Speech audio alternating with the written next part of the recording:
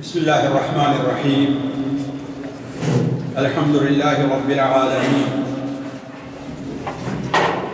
الرحمن الرحيم مالك يوم الدين، ونشهد أن لا إله إلا الله، ونشهد أن سيدنا ومولانا محمدا عبده ورسوله أرسله إلى الناس كافة بشيرا ونذيرا. أما بعد، فإن خير الحديث كتاب الله، وخير الهدي هدي محمد صلى الله عليه وسلم، وشر الأمور محدثاتها، وكل محدثة بدعة، وكل بدعة ضلالة، وكل ضلالة في النار.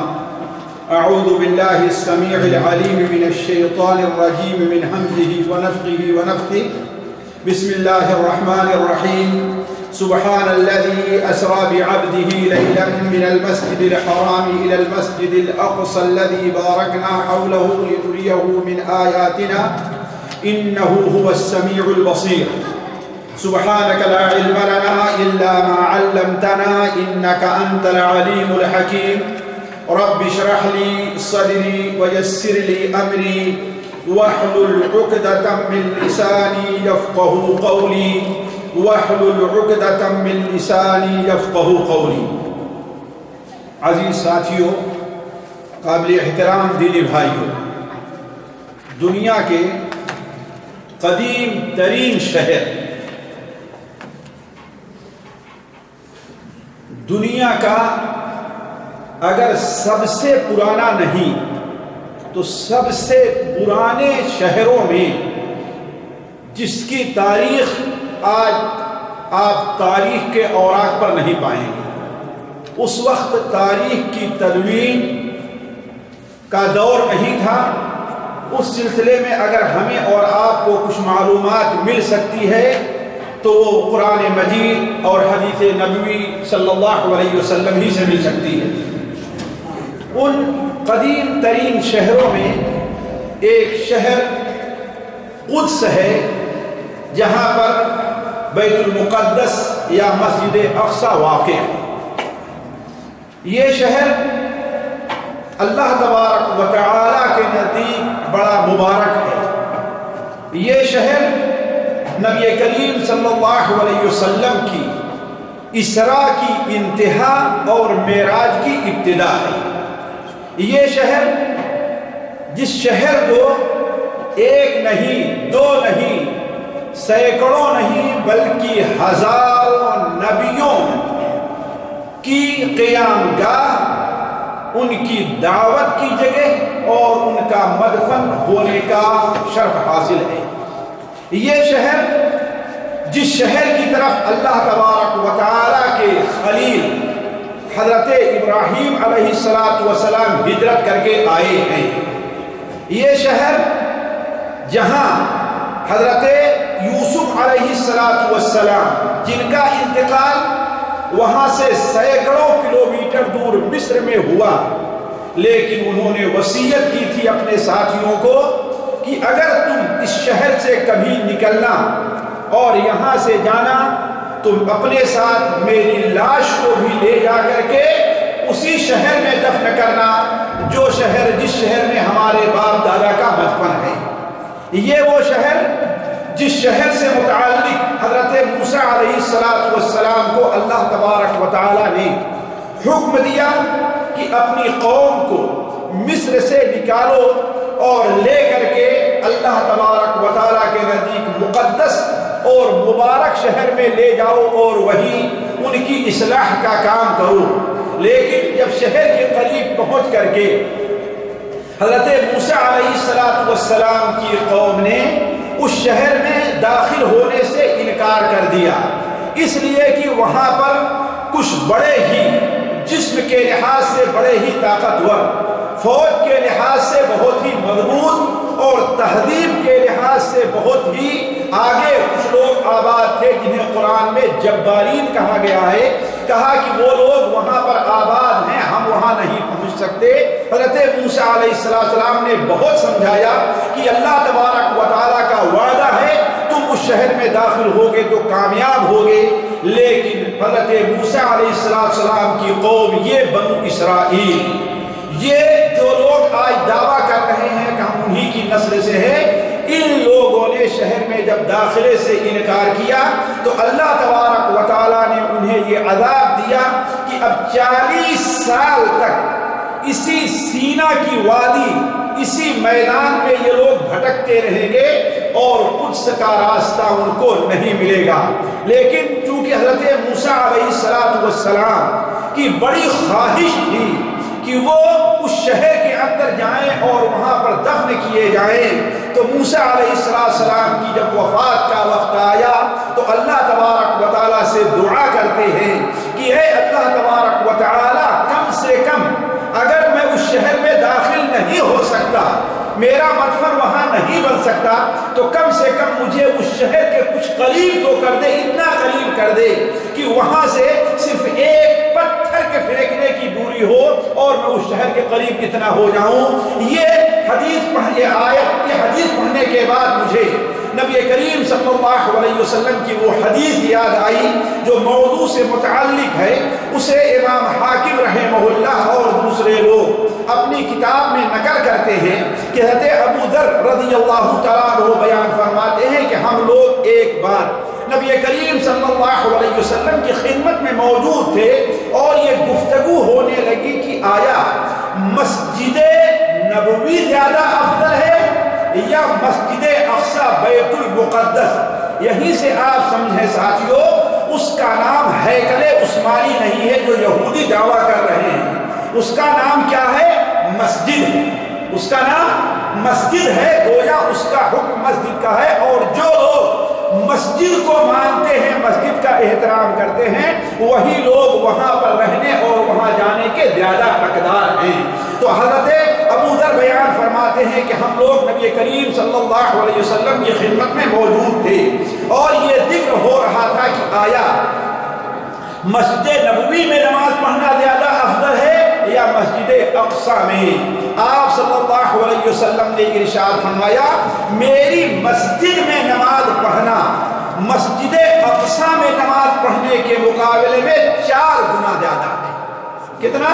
4 گنا زیادہ ہے، یعنی میری مسجد بیت المقدس میں یا مسجد اقصی کی 4 نماز میری مسجد میں 1 نماز کے برابر ہے، اور مسجد نبوی میں نماز پڑھنا دیگر مسجدوں کے مقابلے میں کتنا ہے؟ گویا 1000 ہے۔ تو مسجد اقصی میں نماز پڑھنا دوسری مسجدوں میں مسجد حرام اور مسجد نبوی کے علاوہ نماز پڑھنے کے مقابلے میں گویا 250 نمازوں کا ثواب وہاں پر زیادہ ملے گا۔ تو علی کل حال آپ صلی اللہ علیہ وسلم نے ارشاد فرمایا کہ میری مسجد میں نماز پڑھنا بیت المقدس یا مسجد اقصی میں نماز پڑھنے کے مقابلے میں 4 گنا زیادہ ہے۔ لیکن وہاں پر آپ نے ایک اور بات فرمائی جو ہمارے اور آپ کے لیے باعث عبرت اور ایک عمدہ سبق گویا ہمیں اور آپ کو آپ صلی اللہ علیہ وسلم نے دیا۔ آپ نے بیان فرمایا وَلَنِعْمَ الْمُصَلَّى ہوا، وَلَنِعْمَ الْمُصَلَّى ہوا، لیکن یاد رکھو بیت المقدس اور مسجد اقصی نماز پڑھنے کی بہت بہترین جگہ ہے۔ وَلَنِعْمَ الْمُصَلَّى ہوا، بیت المقدس نماز پڑھنے کے لیے بڑی بہترین جگہ ہے۔ اس کے بعد آپ صلی اللہ علیہ وسلم نے ایک پیشین گوئی کی جس کا اظہار آج اس وقت بہت اہم، بہت کھل کر کے ہو گیا ہے۔ آپ صلی اللہ علیہ وسلم نے ارشاد فرمایا، ایک وقت ایسا آئے گا، ایک وقت ایسا آئے گا کہ مومن ایک مسلمان کو اگر اس کے ارد گرد اتنی بھی جگہ مل جائے، یعنی مسجد اقصی میں داخل ہونا دور بات ہے، مسجد اقصی کے قریب پہنچنا دور کی بات ہے، اگر اسے اتنی جگہ بھی مل جائے جہاں سے مسجد اقصی نظر آ رہی ہو تو وہ جگہ اس کے لیے دنیا اور دنیا کی ساری نعمتوں سے افضل ہے۔ اس سے اندازہ لگا سکتے ہیں کہ مسجد اقصی کتنی اہم ہے، اور اللہ تبارک و تعالیٰ کے نبی حضرت موسیٰ علیہ السلام اس شہر کے اندر دفن ہونے کے متمنی کیوں تھے؟ یہ مسجد اقصی ساتھیوں کیا چیز ہے اس کے بارے میں ہمیں اور آپ کو تھوڑی سی معلومات رکھنی چاہیے۔ بدقسمتی سے آج ہمارے اور آپ کے سامنے اس مسجد کی تاریخ اور اس مسجد کے بارے میں معلومات کم اور بہت کم ہے، اور یہ اسلام دشمن طاقتیں خواہ یہودیوں کی شکل میں ہیں، خواہ نصارہ اور کرسچین کی شکل میں ہیں، ان کی یہ چال ہے کہ مسجد اقصی کو مسلمانوں کی زندگی سے دور کر دیا جائے۔ آج ہم میں کے کتنے لوگ ہیں جو مسجد اقصی کا صرف نام تو سنتے ہوں گے، اور بہت سے لوگ ہیں شاید انہوں نے مسجد اقصی کا نام کم ہی سنا ہو، لیکن مسجد اقصی کے بارے میں انہیں کوئی معلومات نہیں ہے۔ مسجد اقصی جو فلسطین کے شہر قدس کے اندر واقع ہے، جیسا کہ ہم نے کہا دنیا کا قدیم ترین شہر ہے، یہ مسجد کب بنائی گئی ہے اس کے بارے میں کوئی صحیح معلومات ہمیں اور آپ کو نہیں ملتی۔ البتہ ایک حدیث جو صحیح بخاری میں ہے، حضرت ابو ذر رضی اللہ عنہ کی روایت ہے، صحیح بخاری اور صحیح مسلم میں وہ بیان فرماتے ہیں کہ ہم نے سوال کیا کہ اے اللہ کے رسول صلی اللہ علیہ وسلم، اس روئے زمین پر سب سے پہلے جو مسجد بنائی گئی وہ کون سی مسجد ہے؟ اس پورے روئے زمین پر سب سے پہلے جو مسجد بنائی گئی وہ کون سی مسجد ہے؟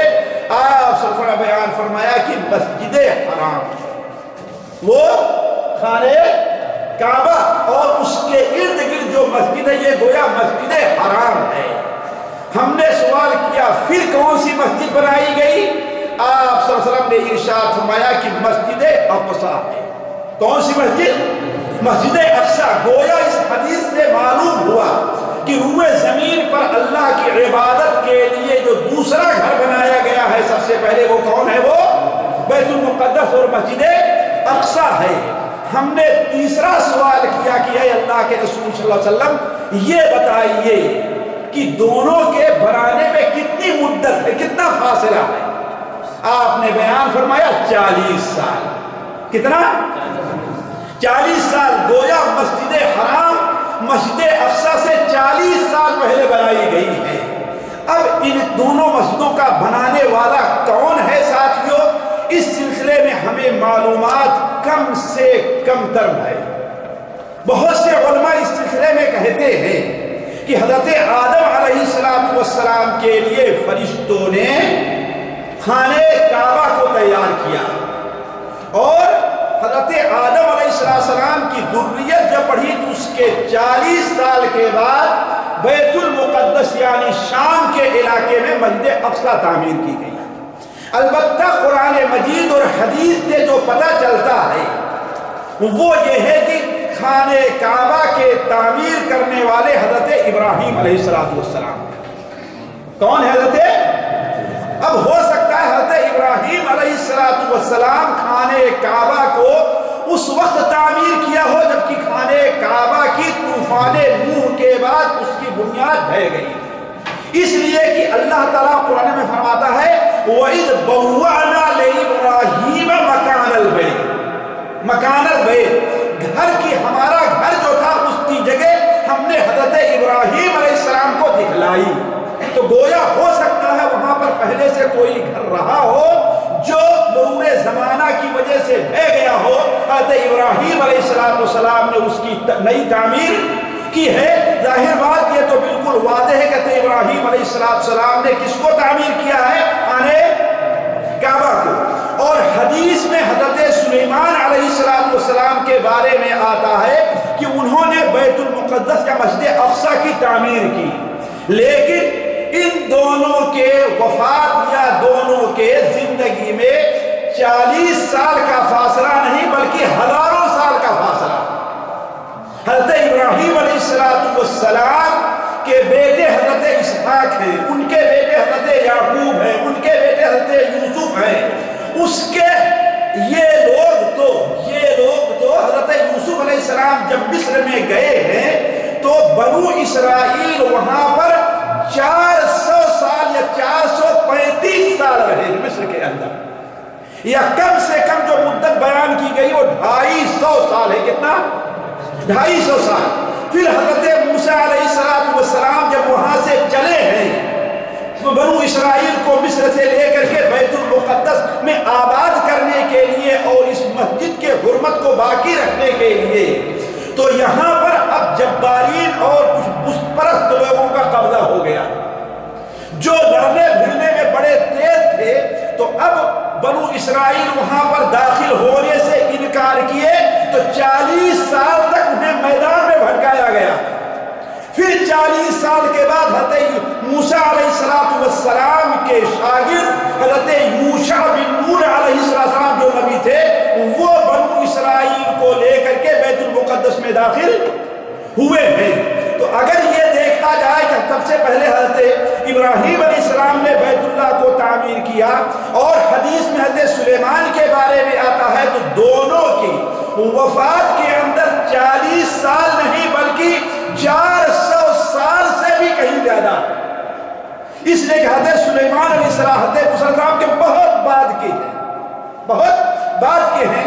علا کل حال قرآن مجید میں تو حضرت ابراہیم علیہ السلام کے خانہ کعبہ کے تعمیر کا جہاں ذکر ہے، تو ہو سکتا ہے کہ حضرت ابراہیم علیہ السلام نے اپنے بڑے بیٹے حضرت اسماعیل کو مکے میں آباد کیا، اور وہاں ان کے لیے اللہ کے حکم سے اپنی اس ذریت کے لیے ایک گھر بنایا، اور جب بیت المقدس آئے ہیں یہاں ان کے اپنے بیٹے حضرت اسحاق کو آباد کیا۔ تو ہو سکتا ہے خود حضرت ابراہیم علیہ السلام نے یا آپ کے کسی بیٹے نے بیت المقدس کی تعمیر کی ہو، اللہ بہتر جانتا ہے۔ یعنی قرآن اور حدیث سے تو یہی پتا چلتا ہے، لیکن یہ پتا نہیں چلتا کہ خانہ کعبہ اور بیت المقدس اس سے پہلے نہیں تھا، واللہ اعلم۔ علی کل حال کہنے کا مطلب کہ بیت المقدس کی تعمیر اللہ کے رسول کے زمانے سے اور یہودیوں سے گویا بہت پہلے کی ہے، آج کی کوئی نئی چیز نہیں ہے۔ تو بیت المقدس تعمیر ہوا، حضرت ابراہیم علیہ السلام نے گویا کہ اپنے بیٹوں کے لیے حضرت اسحاق اور ان کے لیے بیت المقدس تعمیر کیا، اور جب بیت المقدس دیکھیے شام کا جو علاقہ ہے، یہ الگ موضوع ہے جو بھی نہیں بیان کیا تھا۔ شام کا علاقہ چونکہ پانی کے لحاظ سے بڑا عمدہ علاقہ ہے، زمین کے لحاظ سے بڑا زرخیز ہے، نہریں اس کے ارد گرد ہیں، اور وہاں کی سرزمین جو ہے وہ دنیا کے لحاظ سے بھی بڑی بابرکت ہے۔ اس لیے دنیا کے یا اس علاقے کے جتنے حاکم تھے ان کی نظر شام کے علاقے پر تھی۔ فارسی لوگ اس پر قبضہ کرنا چاہتے تھے، رومی لوگ وہاں پر آ کر کے حملہ کیا کرتے تھے۔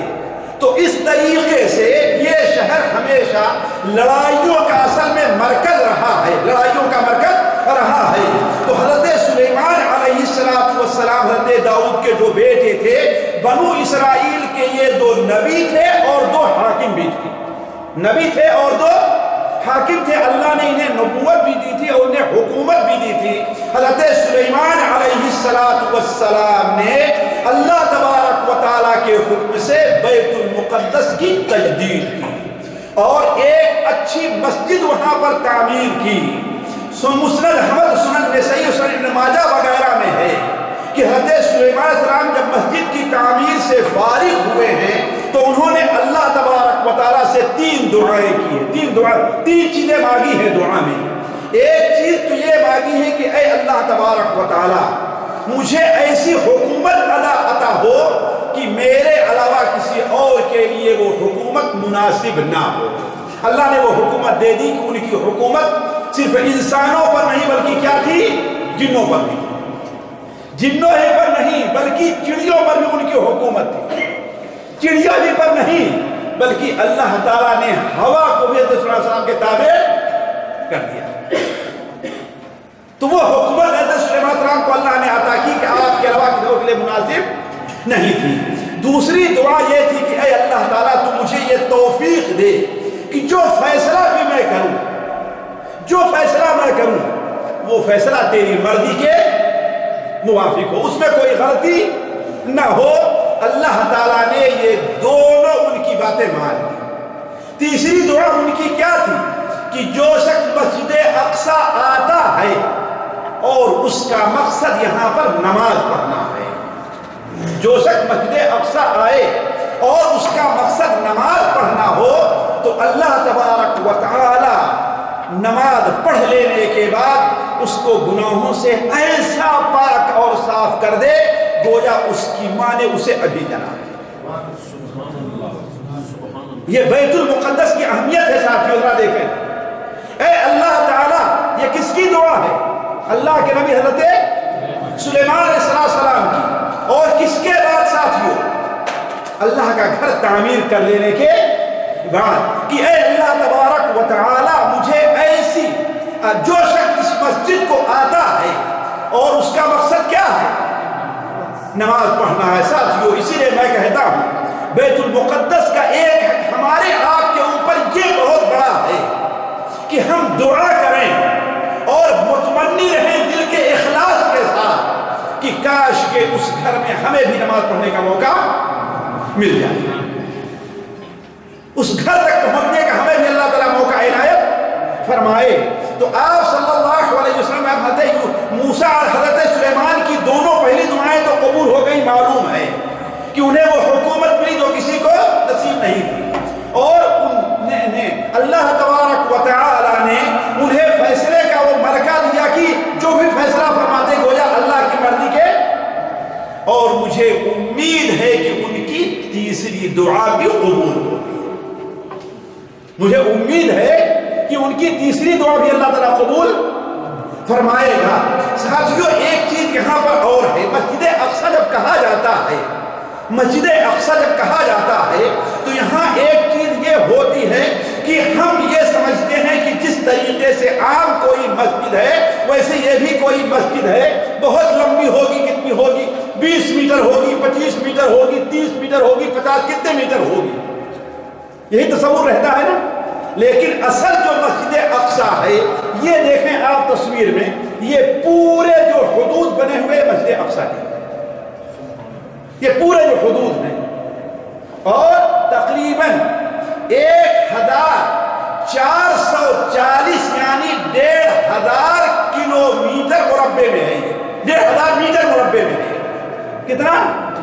1500 میٹر مربع۔ یہ بڑی اچھی گویا کی ایک جگہ ہے نا۔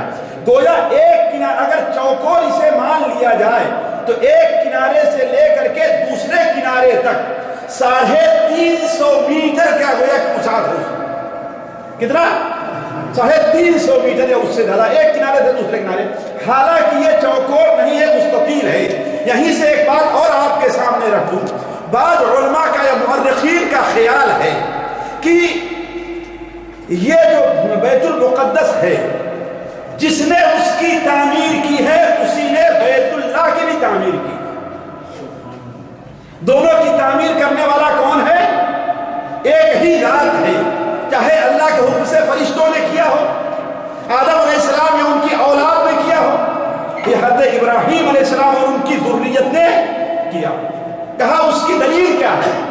کہا اس کی دلیل یہ ہے کہ جس طریقے سے خانہ کعبہ مربع نہیں ہے، مستطیل ہے، یعنی چوکور نہیں ہے بلکہ کیا ہے، وہ 4 کونے والا ہے، لیکن چاروں کونے اس کے برابر۔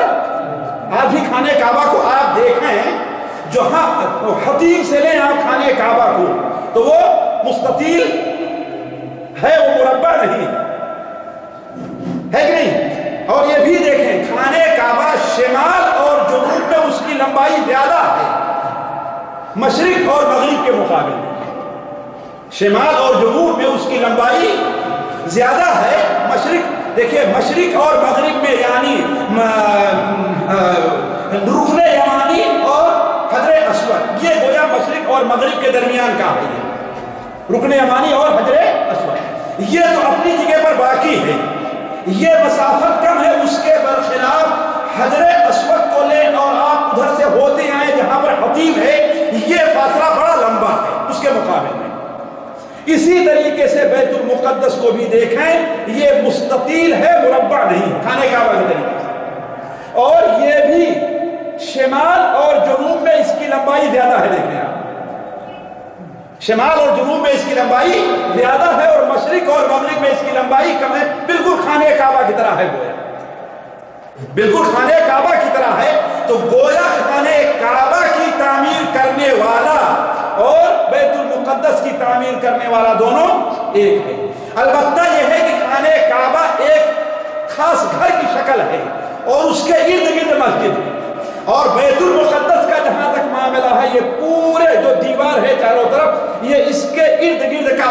حصہ کیا ہے، اس کے درمیان کا پورا حصہ کیا ہے، یہ بیت المقدس کہلاتا، مسجد اقصی کہلاتا، مسجد اقصی کہلاتی ہے۔ اور اس میں جہاں کہیں بھی آپ نماز پڑھیں گے، جہاں کہیں بھی آپ نماز پڑھیں گے، اس مسجد میں نماز پڑھنا آپ کے لیے گویا کہیں بھی آپ نماز پڑھیں مسجد اقصی میں نماز پڑھنے کا ثواب ملے گا، مسجد اقصی میں نماز پڑھنے کا ثواب ملے گا۔ اس مسجد کے اندر کئی چیزیں ہیں، ایک چیز تو یہ ہے کہ دیکھیے اسے مسجد اقصی کا جو قبلے کی طرف کا حصہ ہے جس پر لکھا ہے مصلی القبلی، یہ جنوب کی طرف، یہ جنوب کی طرف یہ وہ مسجد ہے جہاں پر آج مسجد کے نام سے بنی ہوئی ہے۔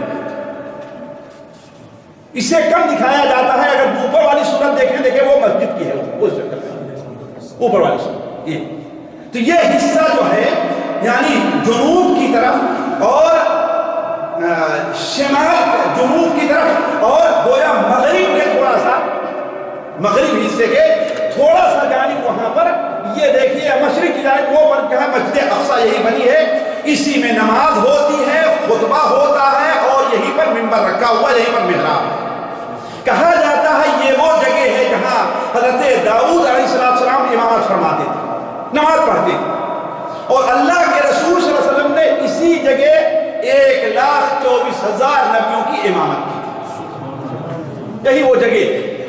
اور حضرت عمر رضی اللہ تعالی عنہ جب تشریف لے آئے، جب بیت المقدس کو فتح کیا 15 ہجری میں، تو آپ نے یہیں پر نماز پڑھی اور یہی نماز کے لیے ایک خاص جگہ کا انتظام فرمایا۔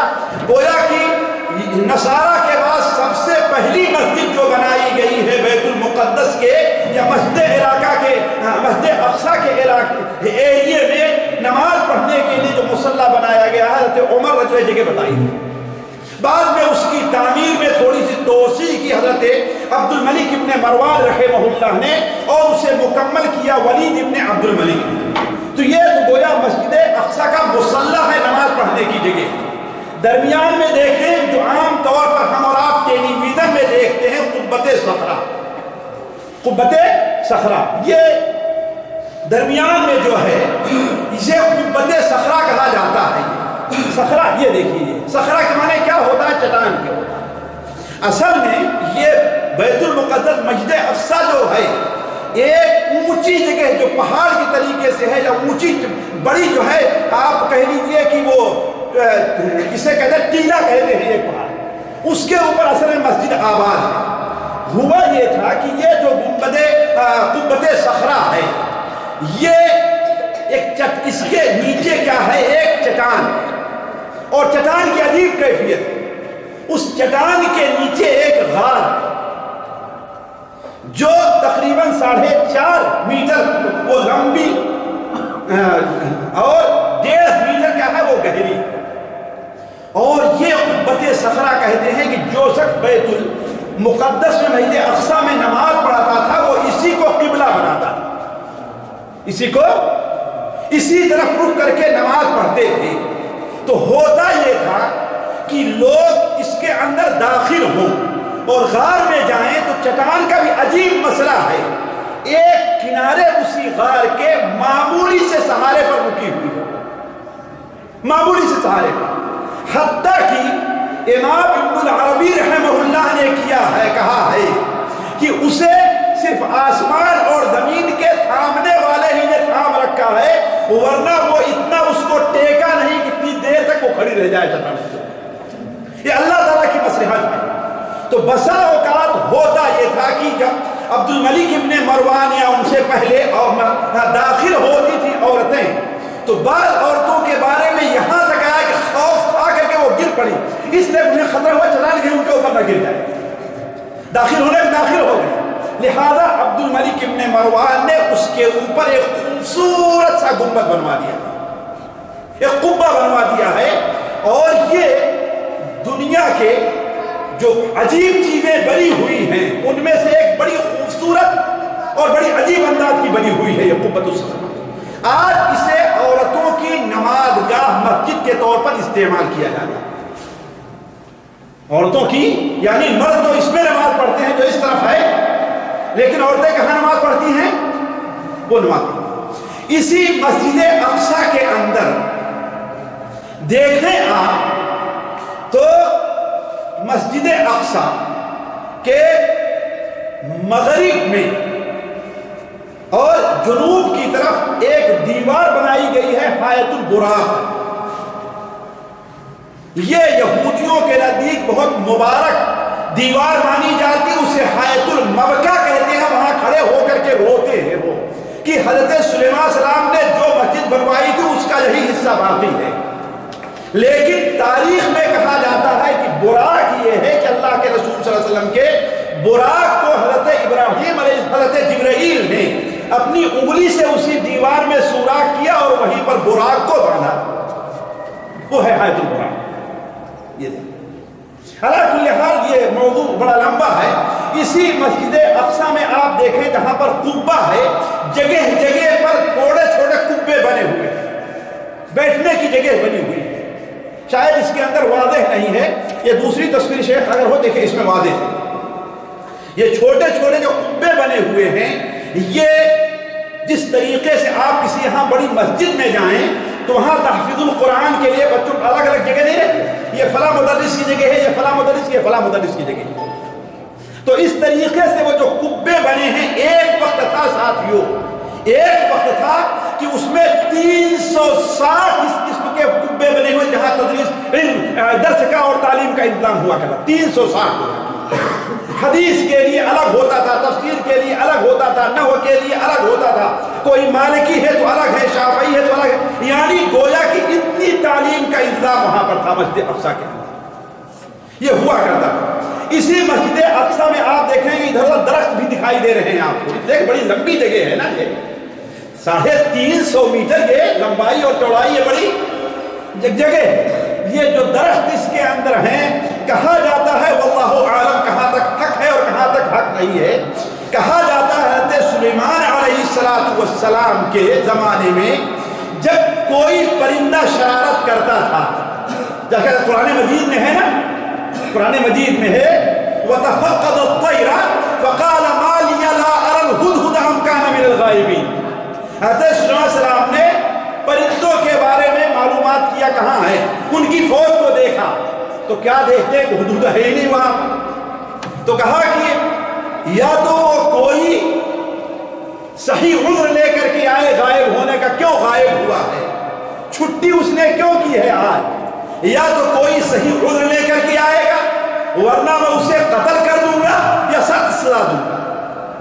تو انہی درختوں میں سے بعض درختوں کو انہوں نے جیل بنایا جس میں پرندوں کو قید، واللہ عالم یعنی یہ کہا جاتا ہے، بلکہ جو شخص وہاں دیکھ کر کے آیا اس نے مجھ سے بیان کیا کہ جس درخت کے بارے میں آتا ہے کہ یہی قید تھی، اپنے اس درخت کو دیکھا ہے، واللہ عالم۔ علی کل حال کہنے کا مطلب یہ ہے کہ یہ مسجد اقصی اور اس کے مسجد اقصی آج جب کہا جاتا ہے تو اس کا مطلب آج کی طریقے سے کوئی مسجد 25-50 میٹر یا 80 میٹر لمبی چوڑی کوئی مسجد نہیں، بلکہ ایک پورا علاقہ جو ہے یہ وہ کیا کہلاتا ہے، مسجد اقصی کہلاتا ہے۔ اس میں نماز پڑھنے کی جگہ ہے، اس میں وضو خانہ بھی ہے، اس میں سبیل کے لیے پانی کا بھی انتظام ہے، سبیل کے لیے پانی کا انتظام بھی ہے، وہاں قبۃ صخرہ بھی ہے جس میں عورتیں نماز پڑھا کرتی ہیں، اور پڑھنے پڑھانے تعلیم کے لیے اساتذہ کے بیٹھنے کے لیے بھی وہاں پر جگہیں بنائی گئی ہیں۔ تو یہ پورا کا پورا علاقہ مسجد اقصی کہلاتا ہے۔ اسی لیے علماء کہتے ہیں اس مصلی میں نہیں جو نماز پڑھنے کے لیے بنایا گیا ہے، کہیں بھی اگر انسان نماز پڑھتا ہے تو گویا اس نے مسجد اقصی کے اندر نماز پڑھی ہے۔ علی کل حال ساتھیوں، یہ مسجد اقصی اور اس کے مشمولات ہیں۔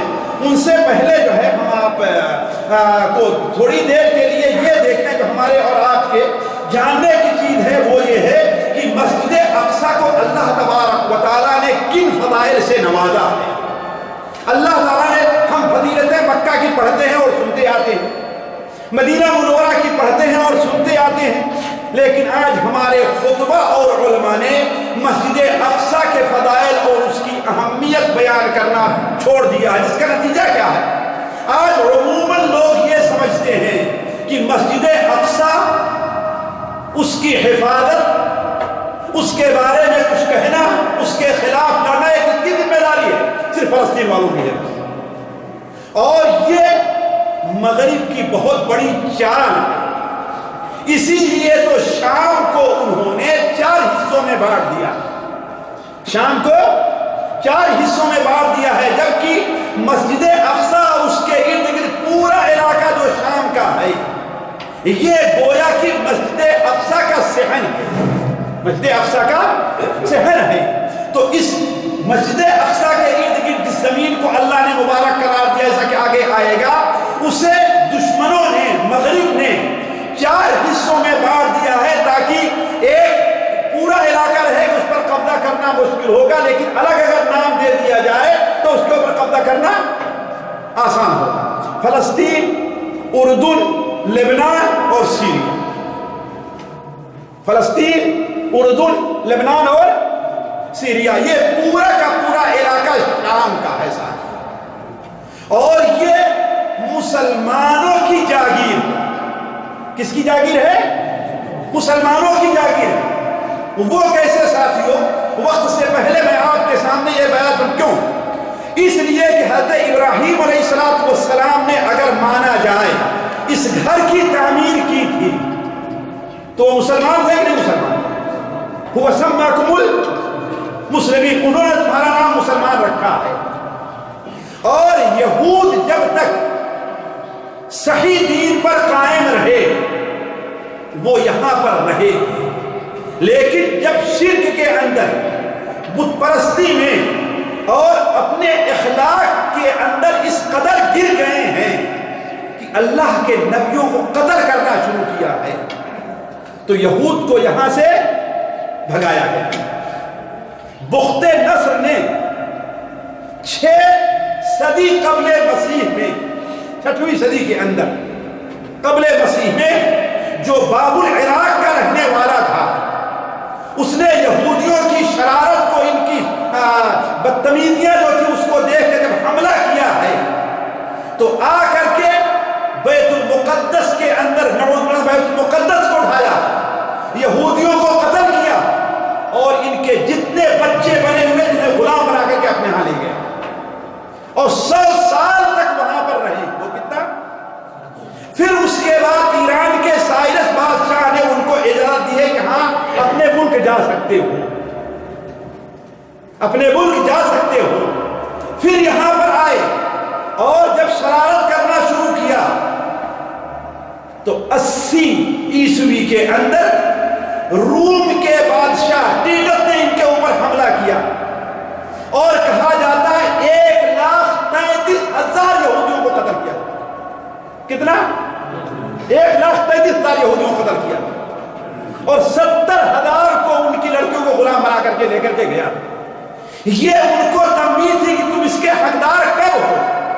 جب تم اللہ تعالیٰ کی توحید پر، اللہ کے دین پر قائم رہو گے۔ تو یہ مسجد ہے، مسجد میں اللہ تعالیٰ کے موحد بندوں کو عبادت کرنے کا حق حاصل ہے بس۔ وَأَنَّ الْمَسَاجِدَ لِلَّهِ فَلَا تَدْعُوا مَعَ اللَّهِ أَحَدًا۔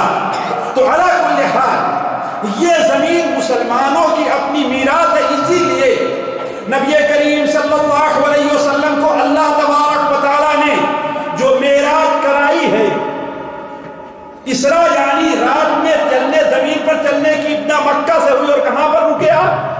بیت المقدس، اور پھر یہاں سے آپ کو آسمان پر لے جایا گیا، اور پھر وہاں سے واپس آئے ہیں تو 1,24,000 نبیوں کی آپ نے امامت کی۔ گویا یہ بتانا تھا کہ اس جگہ کے حقدار کون ہیں، وہ محمد صلی اللہ علیہ وسلم اور ان کی امت کے ماننے والے۔ اسی لیے آپ صلی اللہ علیہ وسلم نے اپنی زندگی میں بیت المقدس کے فتح کی خوشخبری دی تھی، اور صحابہ کرام کو وہاں نماز پڑھنے کی ترغیب دی تھی۔ اور آپ صلی اللہ علیہ وسلم کی وفات کے بعد جب حضرت ابوبکر صدیق رضی اللہ تعالی عنہ مرتدین کی سرکوبی سے فارغ ہوئے ہیں تو حضرت ابوبکر صدیق نے سب سے پہلا کام کیا کیا ہے کہ شام کی طرف لشکر بھیجا۔ کتنا؟ شام کی طرف، اور شام کے علاقے کے لیے 4 گورنر، 4 کمانڈر متعین کیے ہیں، حضرت یزید ابن ابی سفیان، ابو عبیدہ ابن جراح، عمرو ابن عاص اور حضرت شرحبیل ابن حسنہ، ان کو 4 متعین. اور حضرت ابوبکر کے زمانے میں جب نہیں فتح ہوا تو حضرت خالد سے کہا جو عراق کی مہم پر تھے کہ عراق سے فارغ ہو کر کے جلدی بیت المقدس کا قصد کرو، عراق کا بہت بڑا علاقہ فتح ہو جائے، وہ میرے نزدیک اس سے بہتر یہ ہے کہ قدس کا ایک گاؤں ہمیں مل جائے. اور آپ نے اپنی وفات کو کہا تھا عمر رضی اللہ عنہ سے کہ تم علیک بِإِیلِیا، تم بیت المقدس کی فتح کی طرف توجہ دینا، وہاں شرک کا اڈا، وہ شرک کا اڈا بنا ہوا ہے، وہاں پر صرف اور صرف اللہ کا نام ہے. اسی لیے حضرت عمر رضی اللہ عنہ کے زمانے میں سن 15 ہجری کے اندر بیت المقدس فتح ہوا، جو آپ لوگ برابر سنتے آئے ہیں کہ ان لوگوں نے مطالبہ کیا تھا کہ آپ کا امیر آئے گا، اس لیے کہ جنگ یرموک کے اندر جب مسلمانوں نے کامیابی حاصل کی، جنگ یرموک کے بیت المقدس کے فتح کا پیش خیمہ. اور میں کہوں گا کہ یہاں ہمارے کچھ پڑھے لکھے لوگ بھی ہیں، وہ جنگ یرموک کا واقعہ ضرور ہے. ساتھ دنیا کے عجائب میں جن جنگوں کا شمار ہو سکتا ہے ان میں جیسے غزوہ بدر ہے، انہی میں سے ایک جنگ یرموک بھی ہے. یہ تعجب ہے، تاریخ کے اوراق پڑھیں تو معلوم ہوتا ہے کہ اللہ تعالیٰ نے کس قدر، لیکن ظاہر بات ہے یہ تمام چیزیں بغیر قربانی کے نہیں. مسلمانوں نے قربانی دی ہے، اس لیے وہ جنگ یرموک میں فتح ہوئے ہیں اور بیت المقدس کا پیش خیمہ. پھر اس کے بعد مسلمان بیت المقدس متوجہ ہوئے اور جب بیت المقدس کا محاصرہ کیا سن 5 ہجری کے اندر، تو ان لوگوں نے کہا کہ تم لوگ جتنا بھی بڑا محاصرہ کر جاؤ، اس لیے کہ نصارہ کا اس کے اوپر قبضہ تھا. اس وقت بیت المقدس ایسی جگہ ہے قدس ہے جسے یہود بھی اپنے لیے مقدس سمجھتے ہیں، نصارہ بھی اور مسلمان. لیکن اصل چیز یہ ہے کہ یہ جگہ کس کے لیے ہے؟ موحدین کی. کس کی ہے؟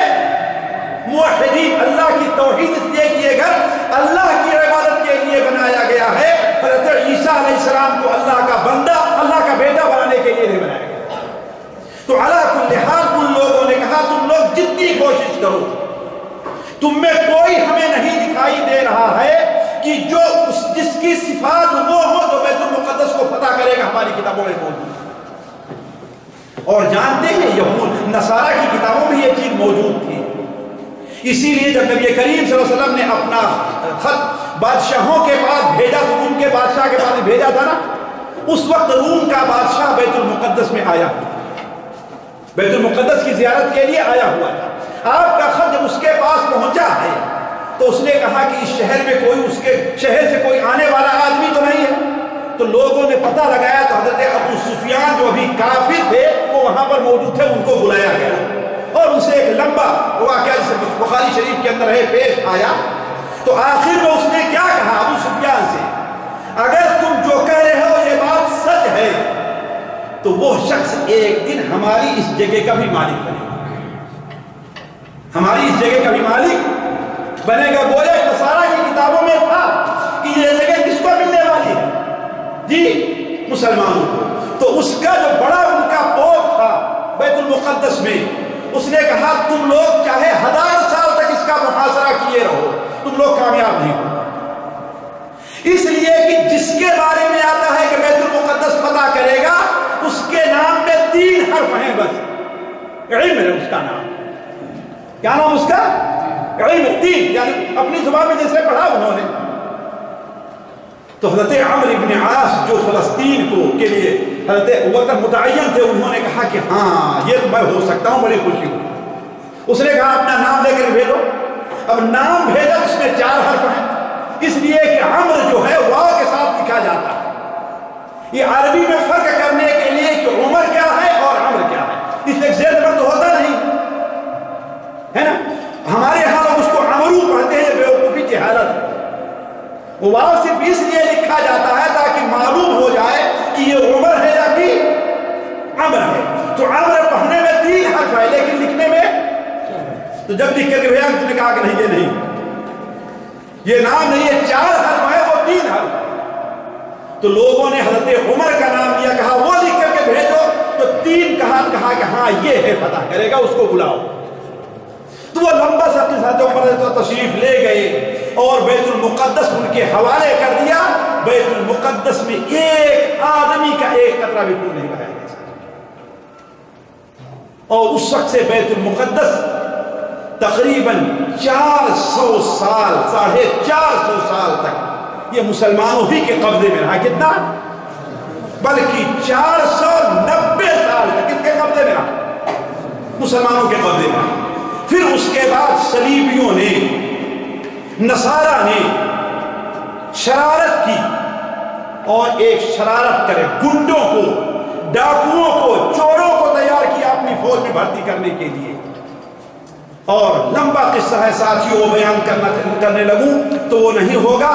علی کل حال ان لوگوں نے سن 492 میں بیت المقدس کے اوپر قبضہ کر لیا.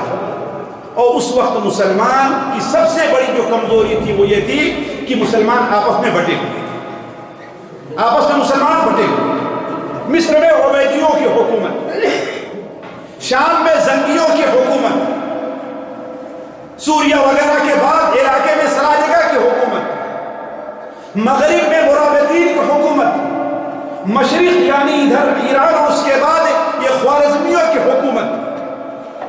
مسلمان آپس میں بٹے تھے اور اس سے فائدہ اٹھا کر کے نصارہ مسلمانوں کو تنگ کرتے.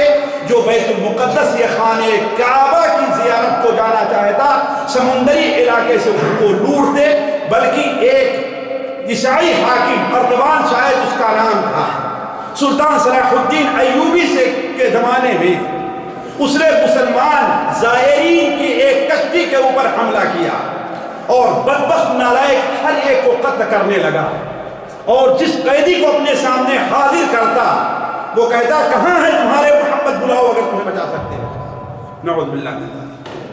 لیکن سلطان صلاح الدین ایوبی رحمہ اللہ نے جب بیت المقدس پر 583 کے اندر جب قبضہ کیا ہے اور اس سے پہلے 3 میں جب لڑائی ہوئی, یہاں پر نصارہ کے 4 حاکم 4 بادشاہ قید ہو کر کے آئے ہیں, ان میں ارتبان بھی تھا.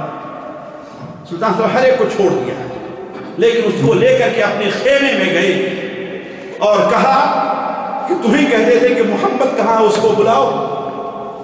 محمد تو نہیں آئے گے, میں ان کا بدلہ لینے کے لیے تیار ہوں, تمہیں معاف نہیں کروں. گردن اس کی مار دی گئی. تو علی کل حال نصارہ نے دوبارہ 492 ہجری میں قبضہ کیا ہے.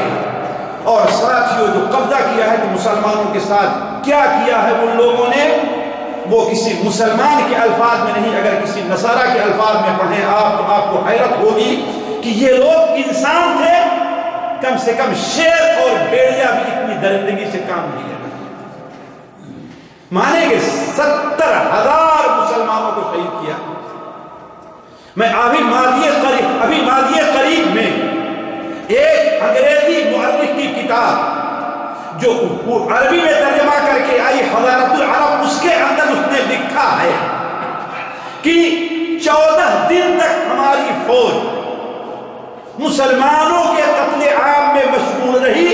کہا کہ اگر آپ چھت کے اوپر چڑھیں تو آپ کو سڑکوں پر یا تو لوگوں کے سر دکھائی دیتے تھے, لوگوں کے ہاتھ اور پیر دکھائی دیتے تھے, یا لوگوں کے جسم پڑے ہوئے دکھائی دیتے, حتیٰ کہ سڑکوں پر بغیر لاش پر پیر رکھے ہوئے چلنا مشکل ہو گیا. حضرت عمر نے کیسے فتح کیا اور ان لوگوں نے اس کا کیا بدلہ دیا. اسی لیے ساتھیوں کسی دوسری مجلس میں سن لینا بڑی ہے داستان میری. حضرت سلطان صلاح الدین ایوبی رحمہ اللہ نے جب 583 میں 3 کے بعد رجب کے مہینے میں اس پر قبضہ کیا ہے, جمعہ کے دن تھا, اور جو لوگ صلح کی پیشکش کیے ہیں سلطان صلاح الدین ایوبی صلح پر آمادہ نہیں. کہا نہیں, زبردستی ہم قبضہ کریں گے اور جس طریقے سے تم نے مسلمانوں کے ساتھ کیا اسے تمہارے ساتھ بھی ہم کریں گے. لیکن وہ لوگ عاجزی پر آئے اور آخر میں انہوں نے نے کیا کیا کہ حضرت اگر آپ اسی طریقے سے قبضہ کریں گے تو ہم جاتے ہیں، ہمارے اتنے لوگ آباد ہیں، ہم اپنے بچوں کو، اپنی بیویوں کو اپنے ہاتھ سے قتل کریں تاکہ آپ کے قبضے میں نہ آنے پائیں، اپنی جتنی جائیداد ہے ہر ایک کو آگ لگا دیں گے، اور پھر ہم میں سے جو مرد بچے گا وہ آپ کے مقابلے میں آئیں گے، مریں گے یا ماریں گے۔ اس طریقے سے ہم اپنے آپ کو آپ کے حوالے کرنے والے نہیں۔ بعد میں بہت لوگوں نے سمجھایا اور مشورہ کیا تو سلطان صلاح الدین ایوبی رحمہ اللہ صلح کے اوپر راضی ہو گئے۔ ساتھیوں ابھی صرف 90-91 سال گزرے تھے، 90 سال 91 گزرے تھے، وہ یادیں زیادہ تھی جو کہ انہوں نے نصارہ کے ساتھ، مسلمانوں کے ساتھ کیا تھا، لیکن تاریخ کے اوراق شاہد ہیں سلطان صلاح الدین ایوبی نے ایک قطرہ خون بھی کسی کا نہیں بہایا، بلکہ انہوں نے کیا کہا، جو لوگ بالغ ان میں سے ہر ایک 10 دینار دے اور نکل جائے، عورتیں ہیں وہ 5 دینار دے اور نکل جائے، جو بچے ہیں وہ 2 یا 3 دینار دے اور ان کی طرف اور نکل جائے، اور جو دینار نہیں دیتا 40 دن کی مہلت ہے، وہ ہمارا غلام بن جائے، وہ ہمارا غلام بن جائے۔ ذرا دیکھیں یہ ایک آدمی، بلکہ ساتھیوں میں وہ موضوع نہیں چھیڑنا چاہتا، تاریخ کے اوراق میں ہے کہ ایک عورت کا بچہ چھین لیا گیا اور کسی مسلمان کے قبضے میں آیا اور اسے مسلمان نے غلام بنا کر کے بیچ دیا۔ وہ عورت اپنے حاکموں کے پاس جاتی ہے، اس لیے کہ بیت المقدس کے ارد گرد بعض علاقے میں نصارہ کی حکومت، ان سے استدعا کرتی ہے میرا بچہ مجھے چاہیے۔ ان لوگوں نے کہا کہ ہم یہ جانتے ہیں کہ صلاح الدین بڑا رحیم آدمی ہے، تم اس کے پاس جاؤ، وہ تمہارے بچے کو ڈھونڈ کر کے واپس کر دے گا۔ ساتھیوں عورت صلاح الدین رحمہ اللہ کے پاس آتی ہے، سلطان صلاح الدین نے اس کی حالت دیکھ کر کے ان کی آنکھوں میں آنسو آ گئے اور کہا کہ اس کا بچہ تلاش کرو، کہاں اس کا بچہ تلاش کرو۔ یہ وہ لوگ ہیں جنہوں نے مسلمانوں کو صرف یہی نہیں، خود نصارہ کا کہنا ہے کہ مسلمانوں کو پیٹ پھاڑ دیے تھے۔ اگر کسی کے بارے میں یہ سن لیں کہ اس کے پاس بہت دولت تھی، اس نے دینار کو درہم کو نگل لیا ہے، تو اس کا پیٹ پھاڑ کر کے نکالنے کی کوشش کرتے تھے۔ یہ بربریت کا ثبوت دیا تھا انہوں نے۔ انہی میں سے ایک عورت آتی ہے تو سلطان صلاح الدین کہتے ہیں اس کے بچے کو تلاش کرو۔ معلوم ہوا کہ اس کے بچے کو جس نے گرفتار کیا تھا وہ بیچ دیا ہے۔ سلطان صلاح الدین اپنے خاص جیب سے اس کو خرید کر کے اس بچے کو، اس عورت کو واپس کر دیتے اور لے کر چلے جاتے۔ بلکہ ان کا جو سب سے بڑا پوت تھا، ظاہر بات ہے جتنے باطل عقیدہ رکھنے والے اور بابا بنے ہوئے ہیں، ان کے پاس پیسوں کی کمی، حرام مال کھاتے ہیں، جیسے اللہ تعالیٰ فرماتا ہے یا ان کثیرا من الاحبار والرہبان لیأکلون اموال الناس بالباطل۔ یہ جتنے عالم اور مفتی یہودیوں کے نصارہ کے بنے ہوئے ہیں، یہ سارے لوگوں کا مال باطل طور پر کھاتے ہیں، غریبوں کے نام پر لیتے ہیں اور اپنا پیٹ اور اپنا حساب بڑھاتے ہیں۔ تو جب دیکھا کہ ان کا جو بڑا پوپ ہے ڈھیر سارا مال لے کر کے جا رہا ہے، سلطان صلاح الدین ایوبی سے لوگوں نے کہا کہ یہ ساری اس کے حرام کمائی ہے، اس سے آپ چھین کر کے غریبوں میں تقسیم کرتے تھے، غریبوں کا مال نہیں۔ سلطان صلاح الدین رحمہ اللہ نے کہا کہ نہیں، ہماری ان کی شرط صرف یہ ہوئی ہے کہ 10 دینار لیں گے، 10 دینار اس کو بھی دینا، یہ لے جائے والا ذرا دیکھیں۔ تو عرض کرنے کا مقصد یہ ہے ساتھیوں، اس وقت بیت المقدس، اس وقت سے صلاح الدین ایوبی کے بعد سے آج تک مسلمانوں کے قبضے میں۔ البتہ 1948 کے اندر امریکہ، فرانس اور برطانیہ کے لوگوں نے مل کر کے یہود کو یہاں پر لا کر کے آباد کر دیا، ورنہ یہود کے لیے کوئی شہر نہیں تھا۔ 1967 میں اس کی مدد کر کے اور حملہ کر کے پورے فلسطین بلکہ قدس کے بہت بڑے علاقے پر، بلکہ قدس کو بھی ان کی تحویل میں دے دیا۔ اور آج نصارہ کی، یہود کی یہ اس مسجد کو ڈھا دیا جائے، اس مسجد کو ڈھا دیا جائے اور اس کی جگہ اپنے اعتبار کا ہیکل عثمانی، ہیکل سلیمانی جن کا نام دیا، وہاں پر وہ چیز تعمیر کیا جائے، اور اس کے لیے کوشش ہو رہی ہے۔ اسی لیے امریکہ نے پوری دنیا میں صرف 9 چھوٹے چھوٹے ملک جن کو آپ نام سنے بھی نہیں ہوں گے، آپ نے خود بھی خبر سنی ہوگی ہم سے 6 دسمبر کو اسی مہینے جب اعلان کیا ہے کہ بیت المقدس قدس کس کی راجدھانی ہے؟ اسرائیل کی۔ تائید کتنے لوگوں نے کیا؟ صرف 9 ملکوں نے، اور 9 ملکوں میں سے اسے بھی کسی کے نام ابھی یاد نہیں، اور آپ کو بھی شاید یاد ہو جن لوگوں نے تائید کی۔ اور جتنے بڑے بڑے ملک، حتیٰ کہ اس میں انڈیا بھی شامل، اس نے مخالفت کی ہے کہ نہیں، بیت المقدس تمام مذہب والوں کا ہے، تینوں مذہب والوں کا ہے، صرف یہود کا نہیں، وہاں بیت المقدس میں وہاں پر قدس کے اندر وہاں پر یہود کی راجدھانی نہیں ہوئی۔ اس کے باوجود امریکہ مصر ہے، دنیا کا جو سب سے بڑا گنڈا ہے، مصر ہے کہ نہیں فلسطین کو یہودیوں کی تسلط میں، بلکہ قدس کو اور بیت المقدس کو بھی ان کے تسلط میں دیا جائے۔ اور یہی میں کہتا ہوں شاید وہ وقت آ گیا ہے ساتھیوں قریب، جس کے لیے ہمیں اور آپ کو بھی تیار رہنا چاہیے کہ جب نبی کریم صلی اللہ علیہ وسلم نے ارشاد فرمایا کہ وہ وقت آئے گا کہ مسلمان کو اگر بیت المقدس سے دور اتنی جگہ مل جائے جہاں سے وہ بیت المقدس کو دیکھ سکے، یعنی گویا بیت المقدس میں انہیں نماز نہیں پڑھنے دیا جائے، بیت المقدس میں انہیں اذان نہیں دینے دیا جائے، بیت المقدس کے قریب انہیں رہنا بھی نہیں دیا جائے گا، جیسے کیا یہود کی پلاننگ ہے۔ اتنی دور رہنا، ان کو اتنی دور کی جگہ بھی نہیں ملے گی جہاں سے بیت المقدس میں نظر آتا ہو، اگر اتنی جگہ بھی مل جائے تو ساری دنیا بھی قربان کرنے کے لیے وہ انسان تیار۔ علی کل حال ساتھیوں، بات بے ترتیب رہی اور لمبی ہو گئی، میں اختصار کے ساتھ چند باتیں ہمارے اور آپ کے لیے جو ہیں وہ یہ ہیں کہ میں 2 بات رکھتا ہوں۔ ایک بیت المقدس کی فضیلت اللہ نے کیا رکھی ہے۔ سب سے پہلی فضیلت یہ ہے ساتھیوں کہ اللہ تعالیٰ نے بیت المقدس کو مبارک بنایا ہے۔ بیت المقدس دیکھیے، یہ ایسی فضیلت ہے جو اللہ نے کسی اور شہر کو نہیں دیا، کسی اور حتیٰ کہ خانہ کعبہ کو بھی نہیں دیا، اس لیے کہ خانہ کعبہ، اس کے ارد گرد جو حدود حرم ہے، یہ سب سے مبارک جگہ سے مبارک ہے۔ اسی لیے میں بھی اپنے ساتھیوں سے کہہ رہا تھا کہ پڑھنے کے بعد مجھے اندازہ لگا کہ دنیا میں سب سے مبارک گھر کون ہے؟ خانہ کعبہ ہے۔ سب سے مبارک شہر کون ہے؟ مکہ مکرمہ۔ سب سے بہتر مدفن، یعنی جہاں انسان دفن ہو، وہ کون ہے؟ جی، مدینہ منورہ۔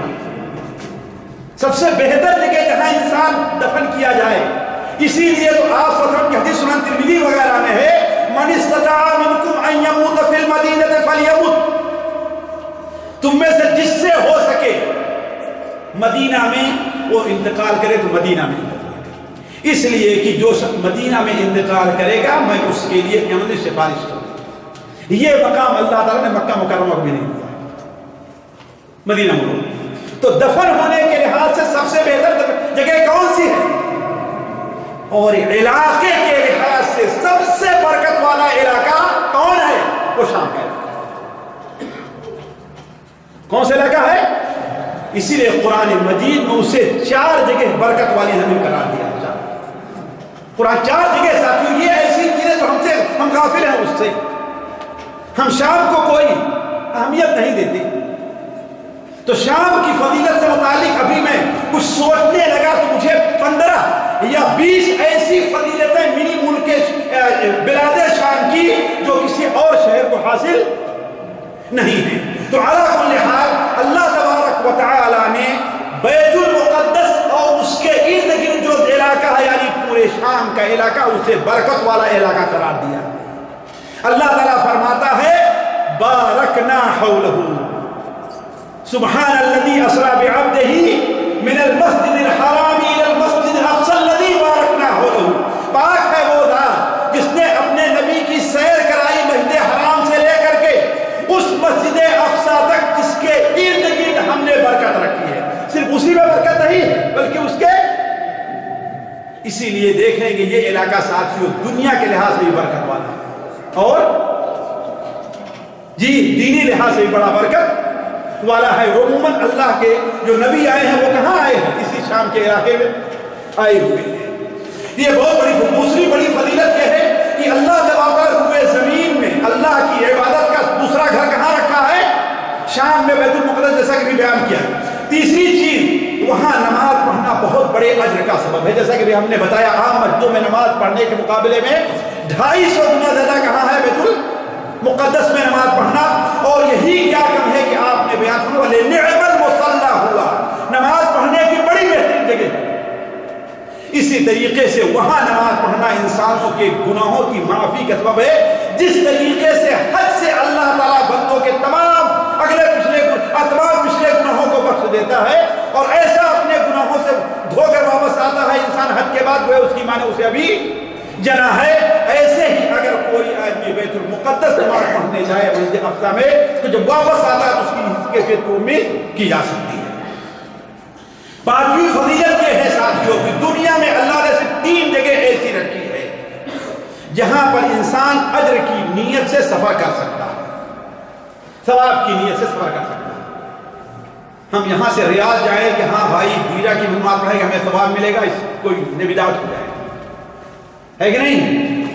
کراچی سے ہم لاہور جائیں وہاں کیا ہے بھائی؟ پنچ کیا بھیجی دروازہ کیا ہے نا، وہیں پر ہے نا، پاک پتن میں ہے. وہاں ہم جائیں کہ وہاں زیادہ ثواب ملے گا، یہ جائز نہیں، یہ بدعت ہے نا.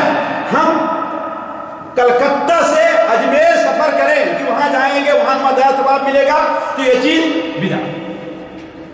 صرف 3 جگہیں آپ نے بیان لا تشد الرحال، صحیح بخاری میں ہے، صحیح مسلم میں حضرت ابو ہریرہ کی روایت ہے کہ ثواب کی نیت سے سفر نہیں کیا جائے گا، سامان سفر نہیں باندھا جائے گا مگر 3 مسجدوں کے لیے. وہ کون مسجدیں ہیں؟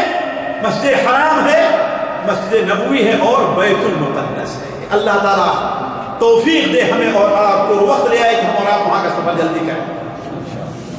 اور ساتھیوں چھٹی فضیلت کیا ہے؟ دنیا کا سب سے بڑا فتنہ، جس فتنے سے تمام انبیاء اپنی امت کو ڈراتے رہے یعنی دجال کا فتنہ، وہ یہیں پر مارا جائے گا. اس کا خاتمہ یہیں پر ہوگا، بیت المقدس کے پاس، مسجد اقصی کے پاس اس کا خاتمہ. حضرت عیسیٰ ابن مریم اور مہدی نزول کے بعد کہاں آئیں گے؟ بیت المقدس کا نام کریں. اور دجال بدبخت وہ پوری دنیا میں پہنچے گا لیکن 2 شہر اور 4 مسجدوں کو اس کا داخلہ اللہ نے منع کر دیا. پوری دنیا کا سفر کر لے گا، اجمیر میں بھی داخل ہو جائے گا، پاک پتن کو بھی وہاں پہنچ جائے گا، ہر جگہ پہنچ جائے گا، یہاں بھی آئے گا، جالیات میں بھی ہے کہ نہیں، ہر جگہ پہنچے گا. لیکن 2 شہر اور 4 مسجدیں ایسی ہیں جہاں پر وہ داخل نہیں ہو پائے گا. 2 شہر کون ہیں؟ مکہ مکرمہ اور مدینہ منورہ. اور 4 مسجدیں کون ہیں؟ مسجد حرام، مسجد نبوی، مسجد اقصی. مسجد اقصی اور مسجد طور جہاں پر اللہ تعالیٰ نے موسیٰ علیہ السلام سے ہم کلامی ہوئی تھی اللہ تعالیٰ.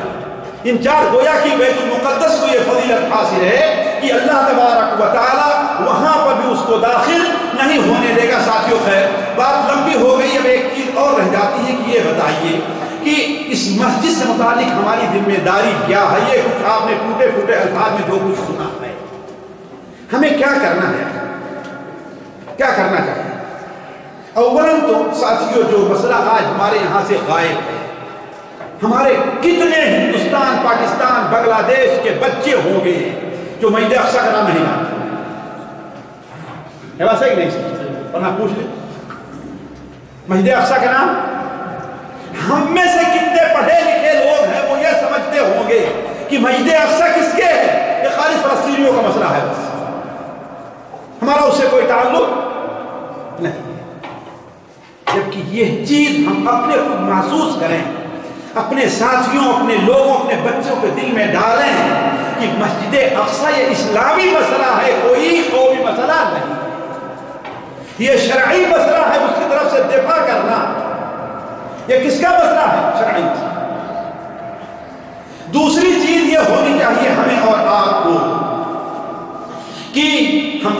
بساط بھر جو کچھ ہو سکتا ہے اپنی طاقت پر بیت المقدس کو آزاد کرنے کے لیے ہم کوشش کریں.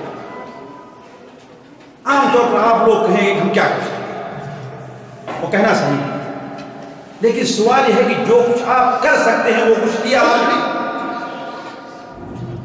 مجھے بتائیے، اگر آپ کا گھر اگر دشمن چھین لے تو آپ کیا کریں؟ جا کر کنارے بیٹھ جائیں؟ جی کم سے کم یہ تو ہوگا کہ آپ دل سے کڑتے رہیں کہ نہیں کڑتے رہیں؟ ہے بات صحیح کہ نہیں؟ دل میں لیے رہیں، کڑتے رہیں کہ نہیں کڑتے رہیں؟ اور ان ظالموں پر بد دعا کرتے رہیں گے، بد دعا نہیں کرتے رہیں؟ ہے کہ نہیں؟ کہ غلط کیا بات؟ اور اللہ تعالیٰ سے دعا کرتے رہیں، نہیں کرتے رہیں کہ اللہ تعالیٰ میرا گھر مجھے واپس کریں گے نہیں کریں؟ تو کیا بیت المقدس کے لیے آپ مسجد اقصی کے لیے آپ نے یہ کیا؟ سوال یہ ہے، دعا کیا آپ؟ اللہ جائز خیر دے. ذرا دیکھ، تو یہ چیز ہونی چاہیے کہ ہم دل کے اخلاص کے ساتھ ساتھ ہو. یہ بڑی کمی ہے، کم سے کم دعا سے تو ہم ان کی مدد کر سکتے ہیں کہ مدد. اور یہیں پر ہمیں چاہیے کہ عموماً ہم جس مجلس میں بیٹھو، فلسطین ہے، شام ہے، ان لوگوں کی برائیاں ہی ہم بیان کرتے رہتے ہیں. ایسا لگتا ہے کہ ہم گناہوں سے بالکل پاک ہیں. ہم تو یہ کہتے ہیں کہ ہم سے وہ افضل ہے کہ اللہ تعالیٰ نے اپنے گھر کی طرف سے دفاع کرنے کے لیے ان کو چنا، ہم سے بہتر ہے. جو قربانیاں اللہ کی قسم وہ دے رہے ہیں، جو قربانیاں دے رہے ہیں، اور جس قدر ان کو تنگ کیا جا رہا ہے، ہم ہوتے چھوڑ کر کے بھاگ کھڑے. جس قدر ان کو تنگ کیا جا رہا ہے، اقتصادی تنگی ان کے اوپر ہے، معاشی تنگی، ہر قسم کی تنگی ان کے اوپر جو مسلط کر دی گئی ہے. حتیٰ کہ یہاں تک ہے ساتھیوں کی یہودیوں نے ایک ایسی جماعت تیار کی ہے کہ رات کی تاریکی میں فجر کے بعد پہلے چھپے رہتے ہیں. اگر کوئی آدمی مسجد اقصی نماز پڑھنے کے آنا چاہتا ہے اس کو پیچھے سے گھومتے ہیں. اتنا خطرہ مسلط کر رکھا ہے یہودیوں نے، پھر بھی سب کچھ کر کے وہ مسجد اقصی میں نماز پڑھنے آیا کرتے ہیں، آتے ہیں. ہمیں نہیں، ہم ان کو اللہ نے انتخاب کیا اپنے طرف دفاع کرنے کے لیے، لڑائی کرنے کے لیے. اپنے بچوں کو مروا رہے ہیں، اپنی عورتوں کو سب کچھ کر رہے ہیں. کس کے لیے؟ اسی گھر کے لیے، اللہ کے گھر. تو کبھی دل کی گہرائی سے ہم نے ان کے لیے دعا کی ہے؟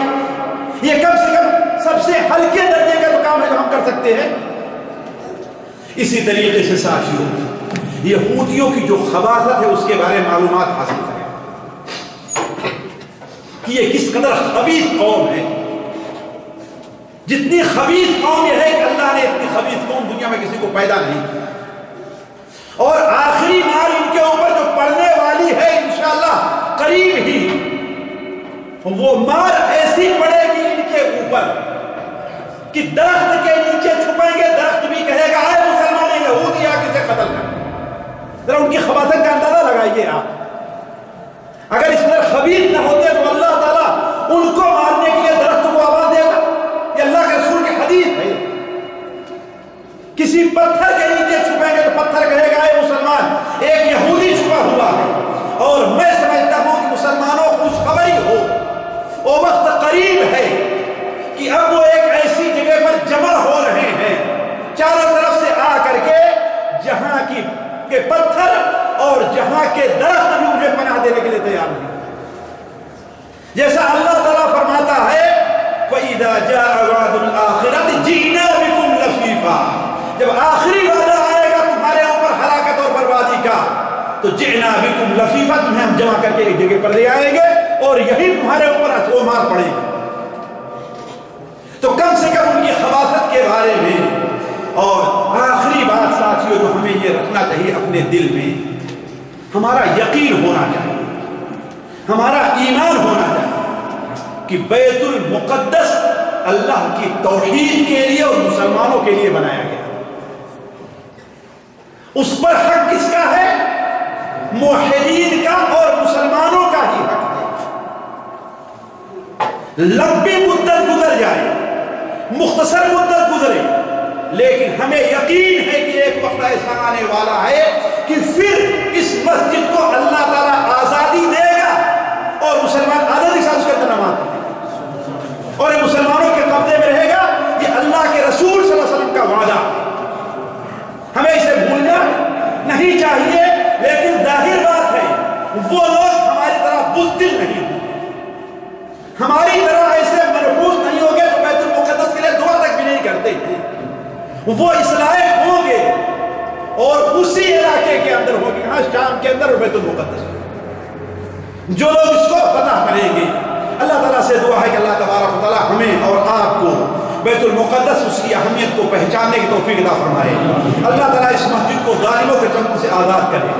اللہ تعالیٰ وہاں پر ایک بار پھر جس طریقے سے صلاح الدین ایوبی کے زمانے میں اللہ کا نغمہ بلند ہوا تھا، اللہ تعالیٰ پھر وہ توفیق دے کہ مسلمان اسے آزاد کر کے اس میں قرآن مجید کی تلاوت کے ساتھ آباد کریں. اللہ تعالیٰ ہمارا اور آپ کے یہاں پر جمع ہونا قبول فرمائے. یہاں جمع ہونے کی برکت سے اللہ تعالیٰ ہمارے اور آپ کے گناہوں کو معاف فرما دے. اللہ تعالیٰ مسلمانوں کی اصلاح کر دے. اللہ تعالیٰ مسلمانوں کے اندر جذبہ جہاد پیدا فرما دے. اللہ تعالیٰ مسلمانوں کے اندر اپنی میراث کو واپس لانے کی توفیق اور وہ جذبہ عطا فرمائے. سبحانک اللہم و بحمدک اشہد ان لا الہ الا انت استغفرک و اتوب الیک.